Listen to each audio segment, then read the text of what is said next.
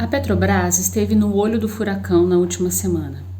As sucessivas altas dos combustíveis pesaram no bolso da população e levaram os caminhoneiros a pressionar o governo. Encurralado por sua própria base e pela crescente perda de popularidade, Jair Bolsonaro teve de reagir. Primeiro veio a proposta inviável no corte de impostos, uma balela que só joga com o senso comum da população e que não colou. Depois veio a interferência direta na Petrobras, com a troca no comando da empresa.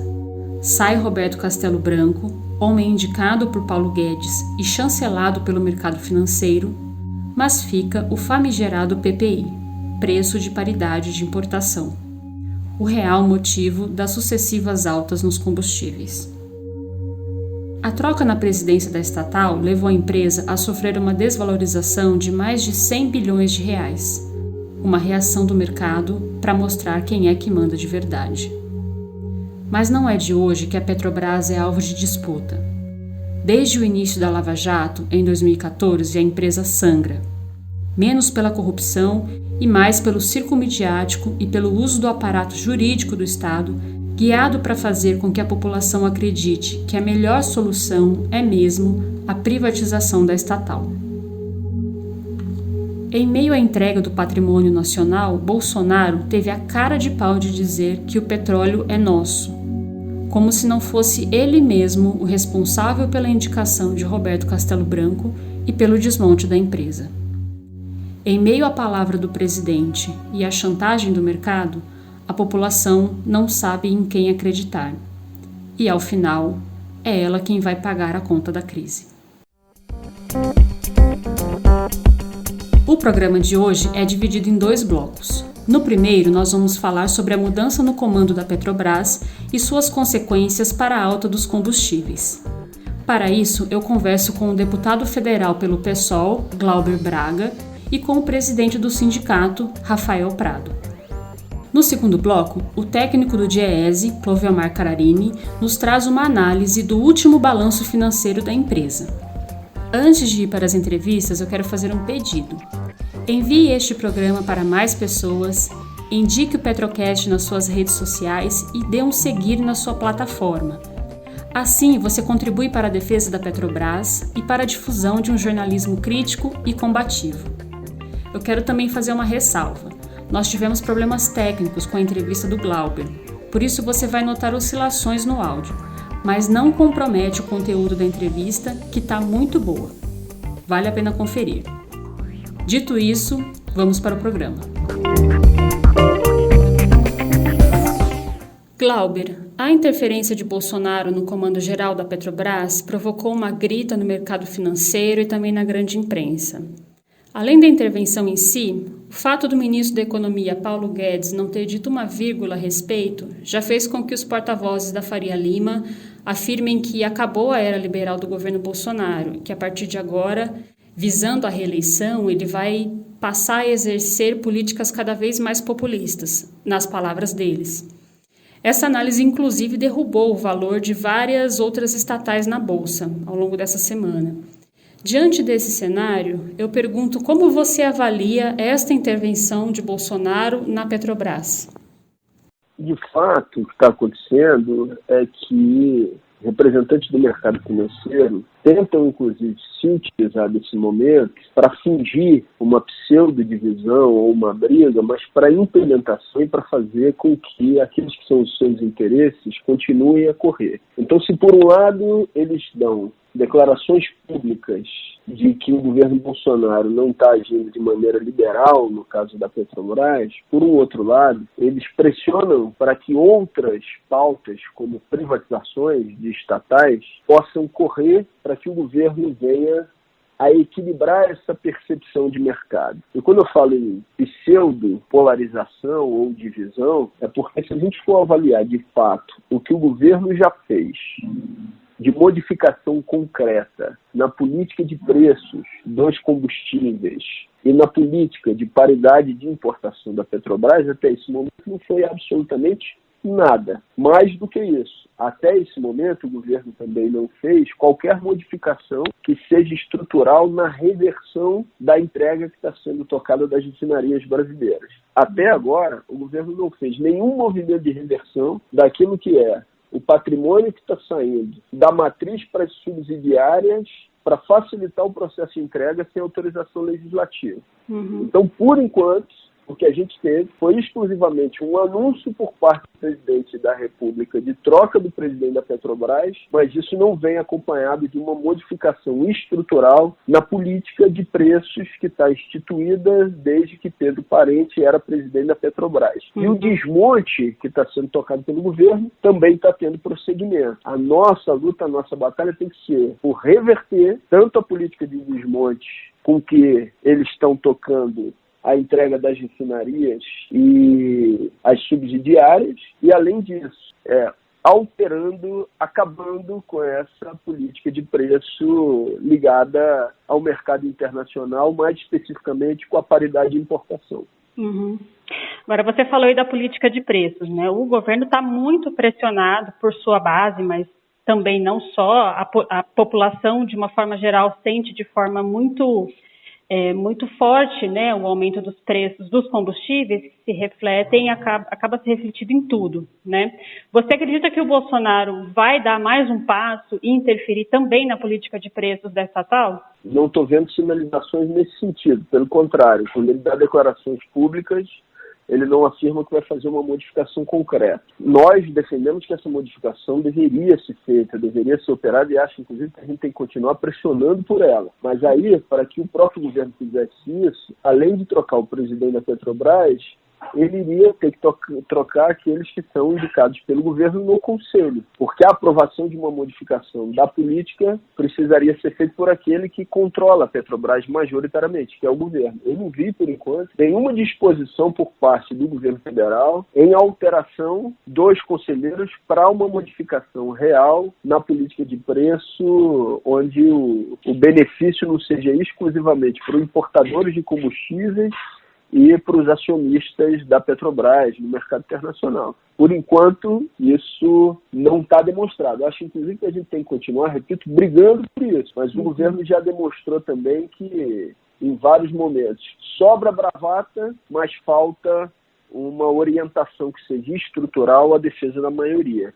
Sim. Continua sendo um governo de defesa de interesses de uma minoria que está no topo da pirâmide. Aliás, uma notícia dessa terça-feira em relação a isso, depois de ter mudado o presidente da Petrobras e de toda a reação do mercado financeiro, o Bolsonaro afirmou que vai abrir mão de parte do controle acionário da Eletrobras para aumentar a participação do mercado privado também nessa estatal, né? É mais uma sinalização do governo de que pouca coisa vai mudar, né, Glauber? Saiu essa notícia ontem, inclusive dando um indicativo de que eles poderiam tentar fazer isso através de uma medida provisória. No período da campanha eleitoral, Bolsonaro se comprometeu publicamente a não privatizar a Eletrobras e disse que era um absurdo a entrega do controle do sistema elétrico brasileiro para corporações internacionais ou até para outros países, para outros estados. O que está fazendo agora? Nessa articulação com Paulo Guedes, colocou a Eletrobras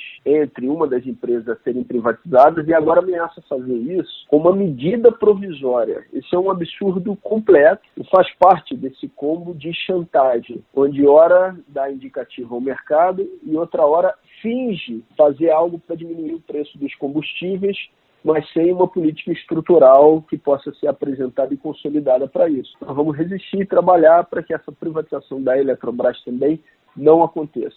Perfeito. Glauber, você é um dos parlamentares que defende muito a Petrobras enquanto uma estatal voltada ao povo brasileiro. Eu queria que você falasse um pouco mais sobre qual deve ser a política a ser defendida pelos trabalhadores, enfim, pela esquerda, para a saída da crise da Petrobras, né? A companhia vai estar perdendo muito valor, está sendo desmontada pelo governo e não está sendo colocada a serviço da população, função pela qual ela foi criada. Qual é o programa que você defende, que você acha que a esquerda tem que defender nesse sentido? Primeiro, o imediato, que é parar a entrega que está sendo tocada das refinarias brasileiras, mandando óleo cru para fora e fazendo a importação daquilo que já tenha sido refinado. O refino tem que ser feito no Brasil. É um absurdo que acabou de acontecer, por exemplo, na Bahia, onde você entrega uma refinaria ou dá o indicativo de entregar por metade daquilo que estava sendo avaliado, inclusive, por agentes de mercado. Metade, né? No período de uma crise, no período de uma pandemia. Então, paralisar essa política de entrega tem que ser a nossa batalha, fazendo com que a gente tenha a nossa soberania garantida. A soberania é também ter refinarias no território nacional, sem entregá-las às corporações que estão muito interessadas, evidentemente, em fazer o controle das riquezas brasileiras.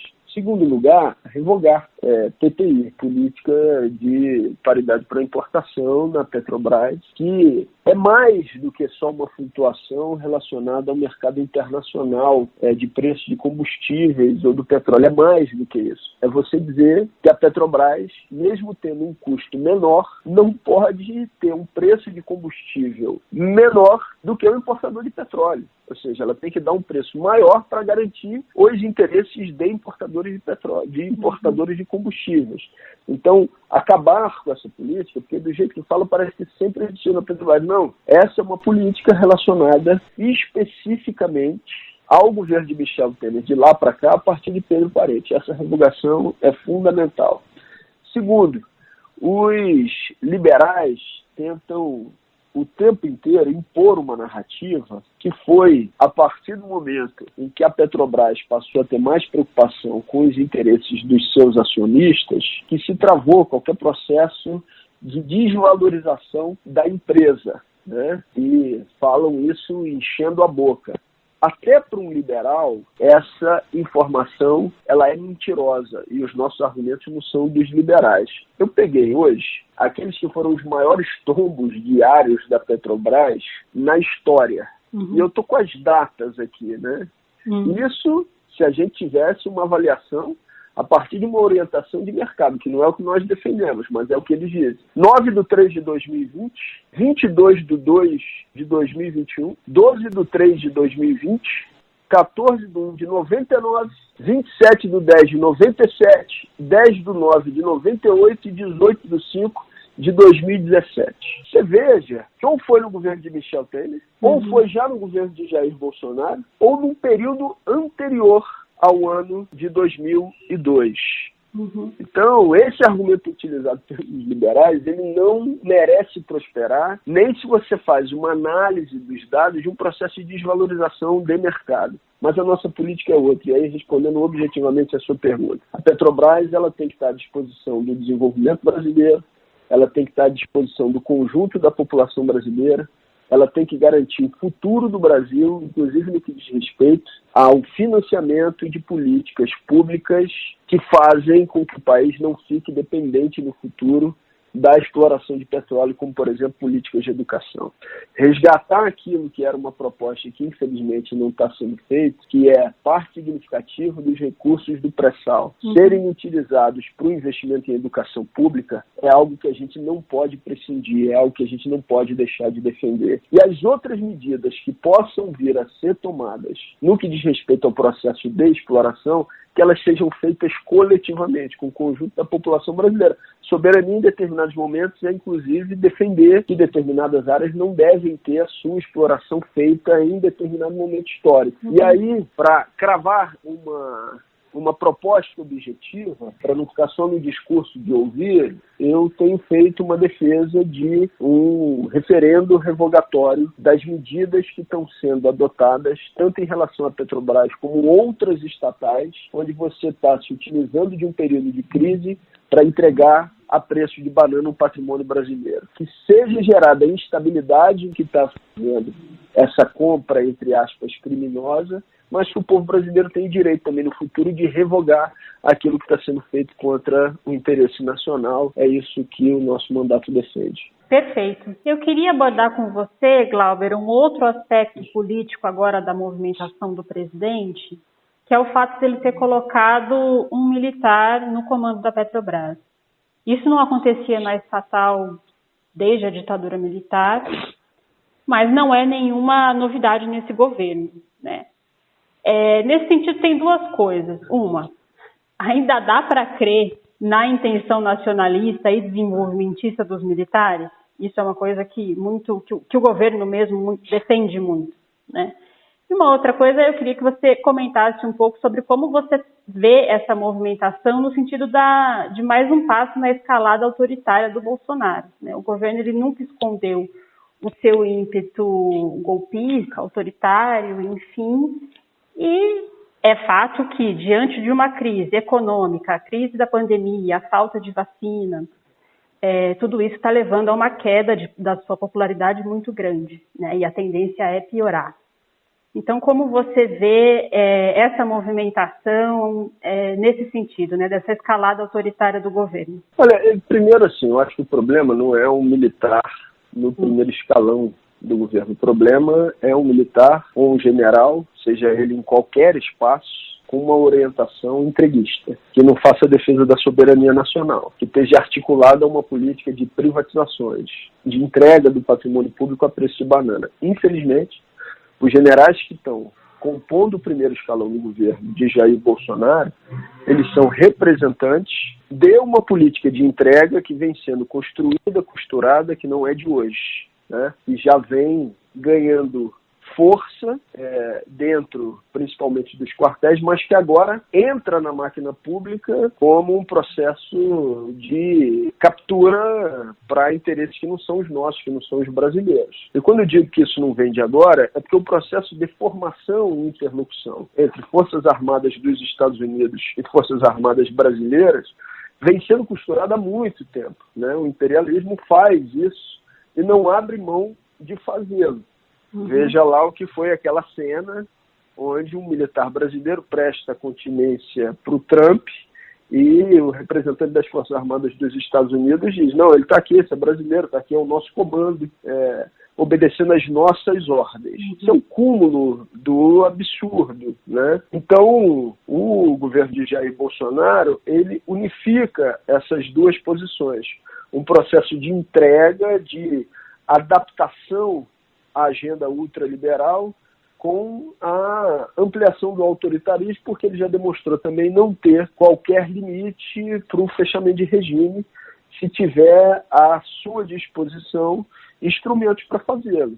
E aí não é só uma suposição. Vamos para fatos concretos, né? O que foi aquela fala pública do general Heleno se comprometendo, falando da possibilidade da realização de um golpe caso as mensagens do celular de Jair Bolsonaro pudessem estar sendo requisitadas para um processo de investigação. Sim. O mesmo general indicado agora para a presidência da Petrobras é aquele que foi indicado pelo ex-comandante do Exército, general Vilas Boas, como uma das pessoas consultadas para a ameaça que foi desferida contra o Supremo Tribunal Federal no momento do julgamento do habeas corpus do ex-presidente Lula. Então, assim, o problema são as características que guardam esses militares, aqueles que estão compondo o primeiro escalão do governo. Repito, né? Estão participando de um projeto entreguista e estão sendo também articuladores, sempre que o governo vê essa necessidade, de iniciativas de ameaça ao fechamento de regime. Ao mesmo tempo, eu vejo, principalmente na base das Forças Armadas, uma insatisfação crescente com o governo de Jair Bolsonaro. Isso também traz alguma esperança de que no futuro possa ter uma orientação das Forças Armadas anti-imperialista. Digo isso porque na base das Forças Armadas você vê aqueles que têm a possibilidade de falar reclamando de um governo que beneficia prioritariamente aqueles que são os oficiais, mas esquece muitos daqueles que foram a base anterior de Jair Bolsonaro. Veja, por exemplo, o que foi a proposta de plano de carreira e reforma da Previdência, que quase que beneficiou exclusivamente só aqueles que estão no topo da hierarquia, esquecendo dos demais. Eu acho que essa disputa também a esquerda não pode deixar de fazer. Tá certo. Glauber, Agradeço demais a sua presença aqui e esperamos poder contar com você mais vezes. Olha, eu que quero te agradecer mais uma vez por essa oportunidade.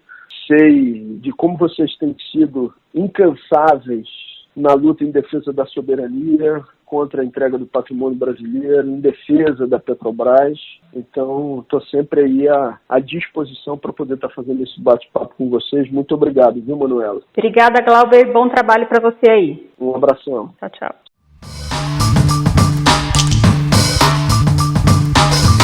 A gente continua a tratar sobre esse tema. Vamos falar agora com o presidente do sindicato, Rafael Prado. Rafael, primeira coisa, como o sindicato está avaliando essa mudança de comando na gestão da Petrobras? Olá, Manu. Olá, ouvintes do Petrocast.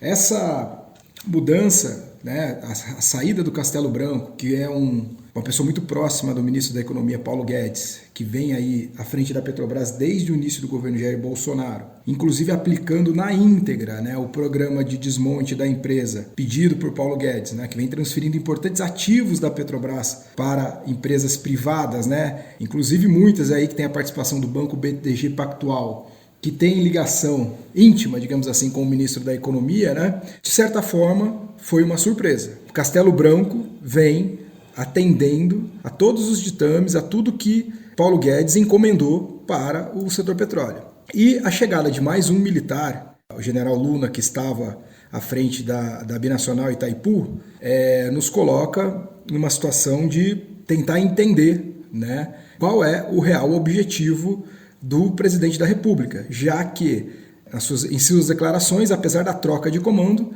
ele vem dizendo que não vai interferir na Petrobras, né? Então, qual seria o motivo do Bolsonaro, né? Ele teve alguma desavença pessoal com o Castelo Branco, já que o Castelo Branco tem feito tudo que ele pede, né? Tudo que o Paulo Guedes e ele encomendaram. Então, fica essa questão no ar. Para nós, né, na categoria petroleira, nós temos colocado de maneira muito clara, não só para a gestão da Petrobras, fazendo exigências para o governo, mas mostrando para toda a sociedade. O atual plano para o setor petróleo, ele não é possível, desde que a gente considere as necessidades da população brasileira. Isso é muito simples, né? A gente está aí numa situação de preço do barril de petróleo com um pouco mais de $60. Analistas do setor dizem que esse preço pode disparar mais uma vez, né? Mais um super ciclo do petróleo e chegar até $100, até mais de $100. E a Petrobras se desintegrando e praticando essa política de preço, que é o que está, digamos assim, né, no olho do furacão, o mercado de derivados, com essa faceta privada, pode inviabilizar a vida, o trabalho das pessoas no Brasil. A gente já tem notícia de milhares, centenas de milhares de pessoas que voltaram a cozinhar a lenha com o preço de gás de cozinha nas alturas, né? Mas, e hoje, com a atual relação cambial, né, que o dólar está lá em cima, né, passando cotado a mais de R$5, e se o barril de petróleo alcançar esse patamar na sua cotação, essa Petrobras será impossível para a realidade brasileira. Então, nós colocamos da seguinte maneira, né? Essa troca de comando é uma oportunidade da gente, mais uma vez, dialogar com a sociedade, pressionar os parlamentares para exigir do governo federal uma gestão da Petrobras que faça com que ela cumpra o seu papel, cumpra o papel pelo qual ela foi criada, né? Em seu estatuto, como ela é uma estatal, existem preocupações sociais, existe a preocupação com a economia do país, a situação do desenvolvimento econômico do país. Perfeito, Rafael. Você falou aí que a categoria petroleira vai continuar pressionando o governo. Agora, Bolsonaro, apesar de todo o estardalhaço que vem fazendo em relação a essa troca, não dá sinal nenhum de que pretende mexer no PPI. Muito pelo contrário, né? Antes ele falou dos impostos, tentar mexer em impostos, aí trocou o presidente da Petrobras e agora o governo está buscando 1001 maneiras de aliviar o preço, pelo menos no bolso do caminhoneiro, sem mexer no PPI. Já falou em tentar criar um voucher para dar desconto para caminhoneiro, já falou da criação de um fundo com excedentes dos royalties para compensar toda vez que houver uma alta no dólar e no barril internacional de petróleo. Então, como é que ficam essas outras possibilidades sem mexer na política internacional, na política de paridade internacional? Tem alguma efetividade isso? Olha só, Manu, na greve dos caminhoneiros de maio de 2018, a saída foram medidas paliativas, certo? Tiveram acordo de tabela de frete, redução temporária de impostos, conseguiram, de certa forma, aplacar aí, né, os interesses dessa categoria, terminar a greve, né? Os petroleiros, nós, de maneira muito acertada, fomos também junto com os caminhoneiros para mostrar, certo, que o problema era a política de preços, né? O que aconteceu? Essa maquiagem teve efeito temporário, né? Hoje, com a retomada da economia, com o avanço da vacinação, mundo afora, né? Aqui nós ainda estamos atrasados. A economia global dá sinais de recuperação, o preço do barril de petróleo subiu, com a situação atual do câmbio, os limites da situação, da saída maquiada que eles fizeram em 2018 apareceram, né? Não tem mais saída. Ou a gente encara que o problema é a estrutura da política de preço que segue a paridade de importação, ou a gente mais uma vez vai pensar nessas saídas que dão resultados parciais, consequentemente tem prazo de validade curto. Por exemplo, dar voucher para caminhoneiro, né? O governo vai transferir recursos apenas para abastecer os caminhões, é isso? O preço nas refinarias continuará altíssimo, isso tem efeitos, certo? Por exemplo, a gasolina, né? As pessoas vão seguir abastecendo seus carros com preço altíssimo. O gás de cozinha, que está expulsando milhares e milhares de famílias aí do seu consumo com esse preço alto, vai continuar lá em cima. Então, o máximo que o governo vai conseguir com esse voucher, injetar dinheiro para os caminhoneiros para evitar uma possível greve dos caminhões. Agora, o problema de conjunto continua.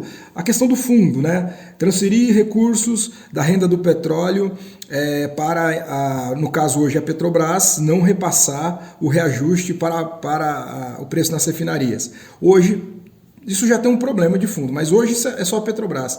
Se seguir o plano de privatização das refinarias, haverão empresas privadas no setor, certo? Ofertando gasolina e diesel aqui no país. Como fica? O fundo vai transferir dinheiro público para empresas privadas, né? Nós vamos dar dinheiro para empresas privadas, é isso, diretamente, já que não vai ser só a Petrobras no refino. E mais, hoje nós temos importadores. Como isso vai se dar? Os importadores vão pagar X lá fora, né?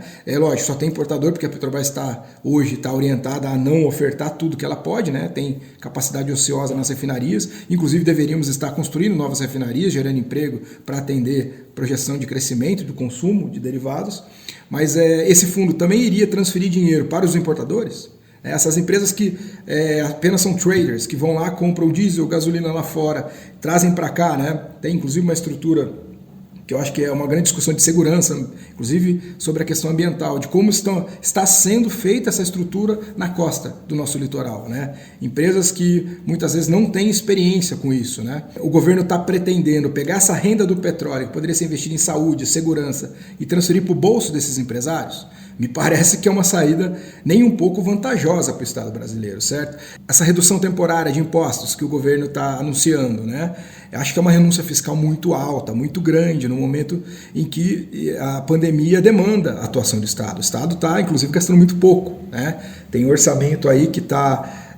muita verba que está prevista para ser utilizada que o governo não utiliza, né? Os ministérios, a mando do governo federal, a mando do ministro Paulo Guedes, têm deixado aí muito dinheiro aprovado, rubricado, sem uso, enquanto a população tem muitas necessidades. Então são todas saídas que não querem encarar o real problema, que é o mercado está exigindo a privatização do mercado de derivado de petróleo e, para isso, ele precisa diminuir a atuação da Petrobras. Se a gente aceitar essa chantagem, esse plano for concretizado, né, ou seja, a Petrobras perder a sua capacidade de precificar derivados, né, vendendo as suas refinarias, e o mercado de derivados, né, gasolina, diesel, passar a ser um mercado privado, nós vamos estar condenando a população brasileira a ser refém da geopolítica do petróleo, das flutuações da cotação de petróleo, da questão cambial, enfim, nós teremos de conviver com esse patamar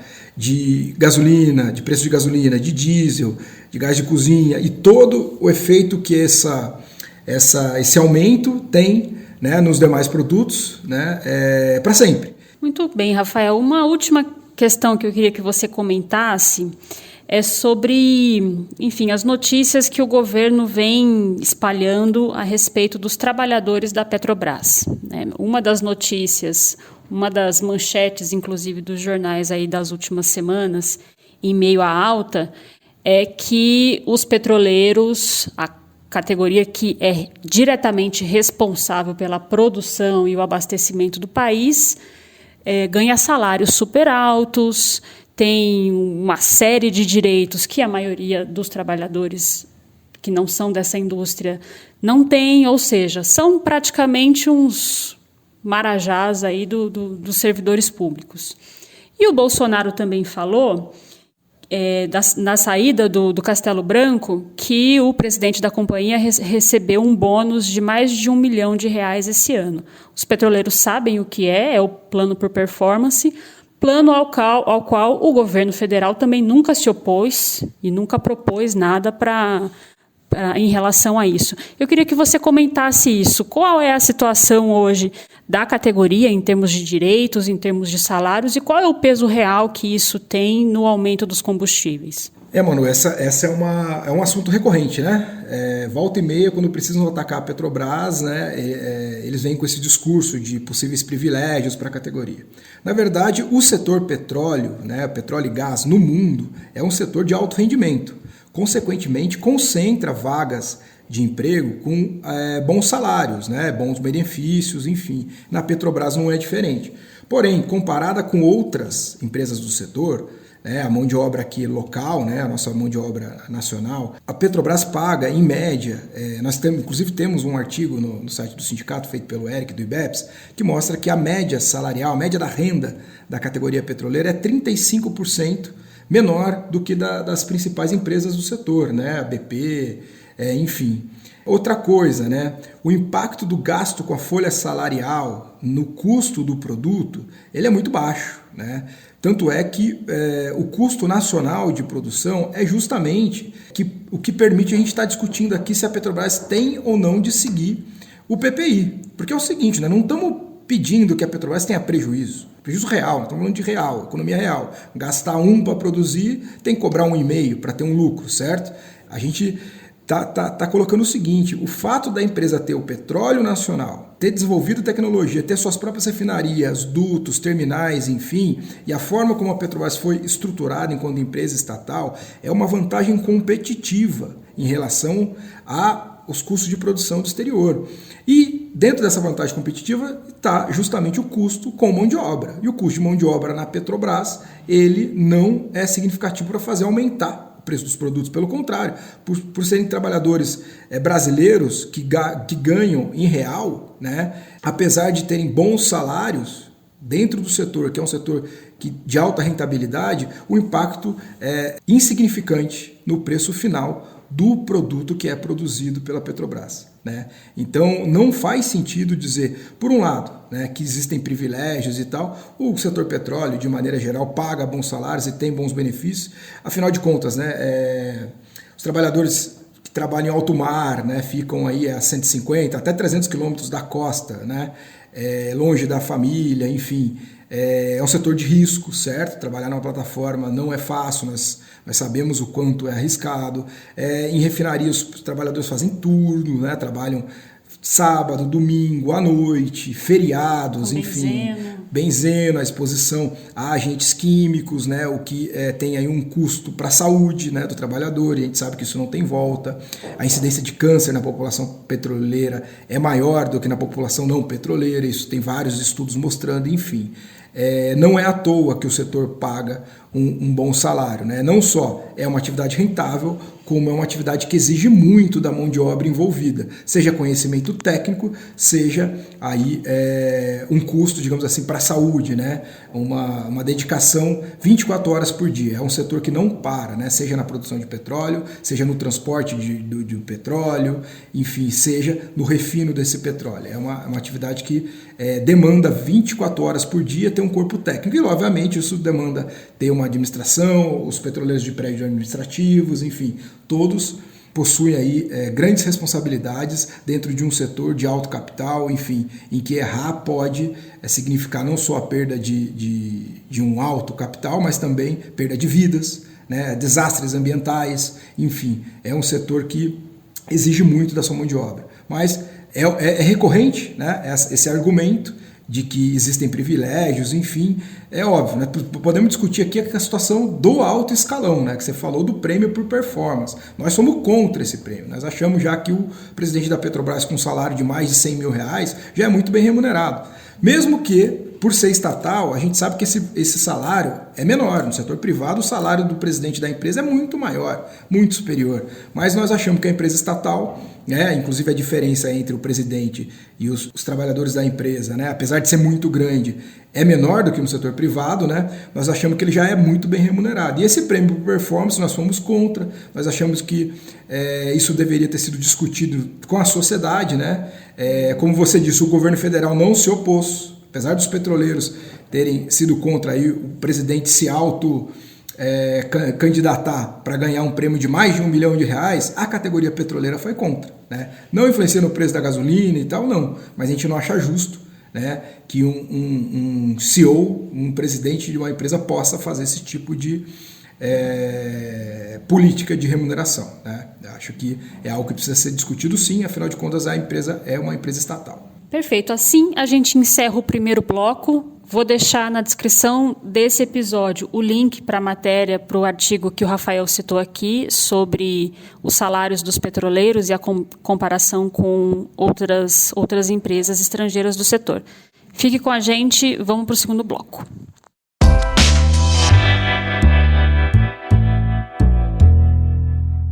Muito bem, chegamos ao segundo bloco do programa. Nós vamos falar agora com o técnico do DIEESE, Cloviomar Cararini, que nos dará uma análise sobre o balanço financeiro apresentado pela empresa na última quarta-feira. Cloviomar, obrigada por nos atender mais uma vez. A Petrobras apresentou um lucro líquido de 7,11 bilhões no último ano, um resultado bastante abaixo do ano anterior, 2019. Qual é a análise que você faz desse resultado?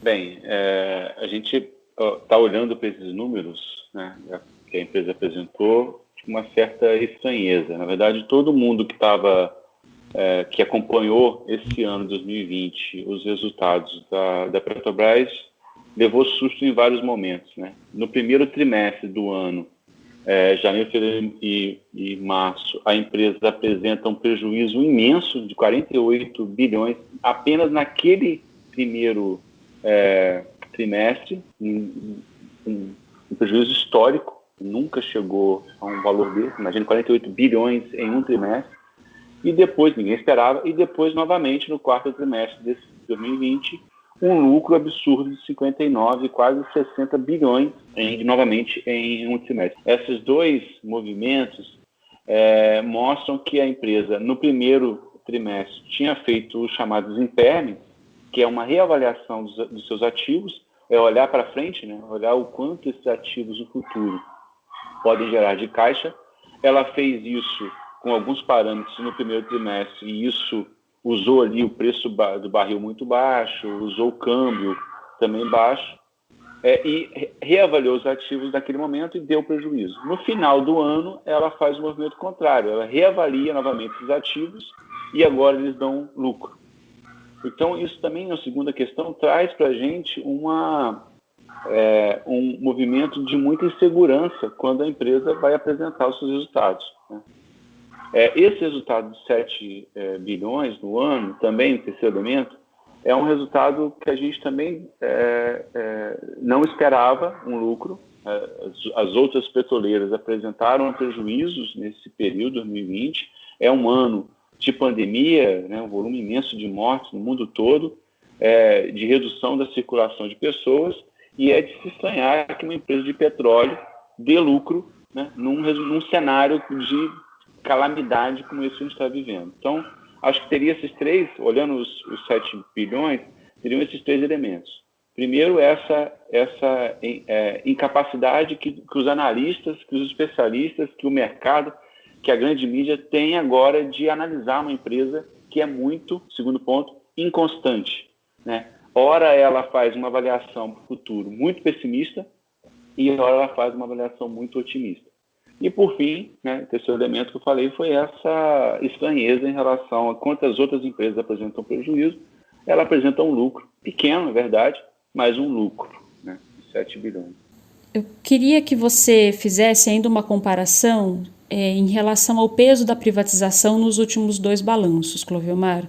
Em 2019, a privatização da Petrobras contribuiu muito para os números positivos, né? Foi um recorde, um lucro histórico que a empresa teve. Esse ano, no último ano, você falou aí, a Petrobras foi uma das poucas empresas de petróleo a apresentar um lucro, né? Ainda que pequeno, foi uma das poucas a apresentar lucro.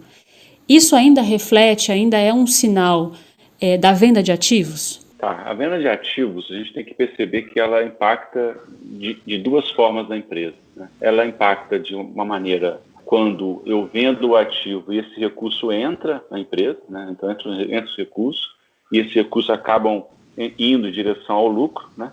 Então esse é um movimento, e é verdade, em 2019 o volume de recursos que entrou na empresa de venda de ativos foi maior do que 2020, embora ela tenha vendido mais ativos em 20, ela ainda não conseguiu, esse recurso ainda não entrou, né?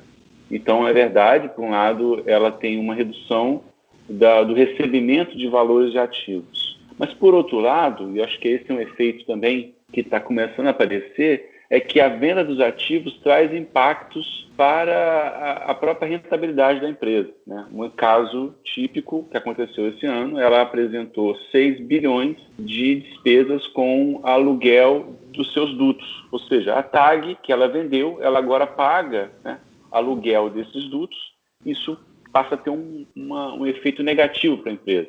A mesma coisa acontece com a redução do volume de produção de alguns campos, né? Uma série de campos que ela vendeu reduziu levou a zero a sua produção. Então, quando ela vende um ativo, ora isso entra no balanço, entra positivamente porque entra com uma entrada de capital, e ora, que é o que está começando a acontecer, o futuro é que esses ativos que ela vendeu, ela continua operando com esses ativos, utilizando esses ativos, e ela faz afetamento, ou ela paga aluguel e acaba dando baixa, saindo do balanço. A gente está entrando numa fase que, se de 2016 para cá, de intensidade de venda de ativos, a gente está numa fase que eu diria quase finalizando dessa fase de venda de ativos, entrada de recursos, e daí para frente a gente tem uma empresa que no futuro vai ter uma despesa de arrendamento, de aluguéis muito grande, porque ela vai continuar usando esses ativos. Cloviomar, eu queria saber de você o que o atual balanço nos diz sobre o futuro da empresa.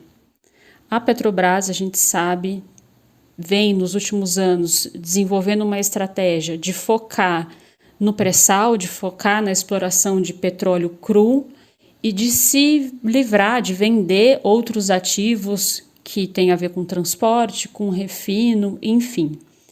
Esse balanço de 2020 já dá um pouco do impacto dessa privatização, ou seja, internacionalmente o preço do petróleo foi lá embaixo por conta da pandemia, isso teve reflexo para todas as empresas, inclusive para a Petrobras, que apresentou um lucro bastante abaixo dos anos anteriores. O que essa estratégia e esse lucro nos dizem sobre o futuro da Petrobras? Eu vejo a Petrobras uma empresa sem futuro. Eu tenho brincado que a Petrobras virou uma empresa financiarizada, sem futuro, e a gente precisa reestatizá-la. A Petrobras já é uma empresa privada. Por que eu estou falando isso? Porque se você olhar, e esse balanço é um bom exemplo disso, se você olhar uma série de movimentos que a empresa vem fazendo, de 2016 para cá, principalmente, esses movimentos vão mostrando que é uma empresa cada vez mais com uma lógica financeira. Então, isso que você falou aqui agora, pegando o caso, por exemplo, da produção. A Petrobras hoje é uma empresa que aumenta a sua produção de petróleo, aumenta a produção de petróleo nos campos do pré-sal e reduz a produção de refino e aumenta a exportação de óleo cru. Por quê? Porque nesse momento a variação de preços, né, o Brasil teve uma redução grande da demanda de petróleo, E a China, porque saiu melhor da pandemia, já saiu da pandemia de certa maneira, a China continua consumindo muito petróleo e a Petrobras passa a exportar petróleo para fora. Então é toda uma lógica de uma empresa, esse elemento mostra que é uma empresa que está buscando a todo momento o maior retorno possível e o retorno mais rápido possível. Então ela abre mão de atender o mercado nacional para exportar petróleo cru, porque isso é o mais rentável nesse momento. Se no futuro mudar, se o Brasil crescer e voltar a consumir muito petróleo, ela pode voltar a refinar mais, né? Pena que no futuro ela talvez não tenha mais metade das suas refinarias, mas ela pode voltar a aumentar a sua produção de refino, porque é isso. A lógica é uma lógica de que eu tenho que ter, eu vou atuar sempre nos melhores, nos locais que vão me dar mais retorno. Esse é um elemento que acho que mostra bem esse ponto. Segundo ponto que acho que dá para mostrar essa empresa é o que a gente está chamando de impairment. E aí, rapidamente, o impairment é toda vez que você pega os seus ativos, a Petrobras faz isso, ou os ativos de uma empresa de petróleo, eles duram 50, 60, 70 anos, porque estou falando de um setor que é de longuíssimo prazo. Imagine, para você, desde a fase inicial, quando você ganha um leilão de concessão ou de partilha, até o primeiro óleo, isso leva 7 anos. E você ainda tem mais 30, 40 anos para explorar aquele campo. Então, eu estou falando de uma empresa de longo prazo. O que ela faz? Ela traz esse longo prazo para o hoje. Os impairments são isso. Ela pega esse mesmo campo que eu falei aqui agora, que ela acabou de ganhar, por exemplo, na concessão, e ela olha para frente e vê o quanto esse campo vai render para ela durante esse período de 40, 50 anos, a partir de algumas premissas, e traz o valor de hoje. Então, é também uma empresa que está totalmente financiarizada e totalmente trazendo o longo prazo para o curto prazo. Por isso que eu estou dizendo que é uma empresa que não tem futuro. Essa empresa vem reduzindo as suas reservas, né? Acho que você falou pouco sobre isso, mas esse movimento de aumento da produção. Então, por exemplo, a Petrobras em 2020, se eu comparo com 2019, aumentou a sua produção de petróleo em 2,4%. Aumentou as exportações de petróleo, né? Chegou aí a 713 mil barris dia de exportação, aumentou em 33% a exportação de petróleo cru. E as suas reservas, hoje, né, caíram de um ano para o outro 7%. Então, as reservas da Petrobras vêm em queda. Por quê? Porque ela está aumentando a sua produção, aumentando a produção do pré-sal e exportando petróleo para a China, principalmente, e não consegue fazer nova descoberta. Esses dois casos, os impairments e esse caso da produção, mostram um pouco esse olhar, como eu falei, um olhar de curto prazo. Por isso que eu estou dizendo que é uma empresa que não tem futuro. Não há futuro para ela. É um olhar totalmente financiarizado, porque isso é uma forma dela tornar cada vez mais rentável a sua produção, os seus ativos. Ela toma a decisão de pagar dividendos, mesmo não dando lucro. Então, ela dá total garantia de que vai ter rentabilidade. A sua política em relação aos seus trabalhadores, do menor ao maior escalão, é uma política também financiarizada, porque ela cria PLR, planos de performance, prêmios, bônus, ou seja, ela também financiariza os seus trabalhadores, garante o pagamento de dividendos e, por fim, a política de preços de derivados. É também uma política de preços que ela pratica hoje no Brasil financiarizada. O que ela está fazendo? Ela está vendendo derivados para o povo brasileiro do maior preço possível. O brasileiro paga hoje o maior preço possível pela gasolina, pelo diesel e pelo gás de cozinha. E não um preço que realmente custou. E não um preço que custou mais a margem de lucro dela. Ou seja, ela está cada vez mais trazendo o futuro para hoje, tornando esse futuro rentável, né, gerando dividendos, gerando lucro e pagando dividendos aos seus acionistas, e nesse sentido uma empresa privada. Então eu digo que a Petrobras hoje ela não tem futuro, ela está privatizada, a gente precisa reestatizá-la, ou seja, tornar-se uma empresa estatal que sirva ao povo brasileiro, que tenha algum objetivo e função para o povo brasileiro, e que deixe de ser uma empresa financiarizada. Estamos falando de uma empresa de petróleo e não um banco. Para fechar, eu estou com uma dúvida grande aqui. A empresa apresentou um lucro líquido de 7,11 bilhões, mas vai distribuir para os seus acionistas um lucro líquido de 10 bilhões. Como é que se explica isso? Então, ela fez no finalzinho do ano passado, a empresa tomou a decisão de mudar o seu pagamento de dividendos, né, de juros sobre o capital próprio e dividendos para os seus acionistas. E aí, nessa mudança, ela criou uma série de garantias, né, que, por exemplo, deveria reduzir a dívida, uma série de questões, mas o que mais chama a atenção é o seguinte: ela abriu a possibilidade, e estranhamente o governo, via SESC, e via, estranhamente, uma piada minha, né, aceitou, ela garantiu o seguinte: se eu não der lucro, eu vou usar parte das reservas de lucro que eu tenho para pagar dividendos. Então, o que ela fez foi isso. Ela teve um lucro pequeno, assim, menor do que do ano passado, e aí ela fez a opção de pagar, e aí ela é obrigada a pagar, no caso do lucro, 5% do capital social da empresa para os acionistas preferencialistas, e aí o que ela fez? Uma bondade, ela repetiu o mesmo valor para os acionistas ordinários. Quando eu pego os dois, a soma não dá os 7, dá muito mais do que 7, dá os 10. E o que ela faz? Ela pega o restante, né, aí mais ou menos 4,6 bilhões, ela pegou da reserva de retenção de lucros. Ou seja, ela não está perdendo só as reservas de petróleo, ela também está agora entregando aos seus acionistas uma reserva de lucro que ela já tinha acumulado. É isso que explica ela pagar esses 10 bi de dividendos. E o programa de hoje fica por aqui.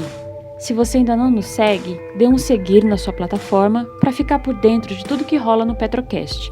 Eu sou Manuela Moraes, jornalista do sindicato, e a edição é do Pedro Henrique Curcio. Até mais!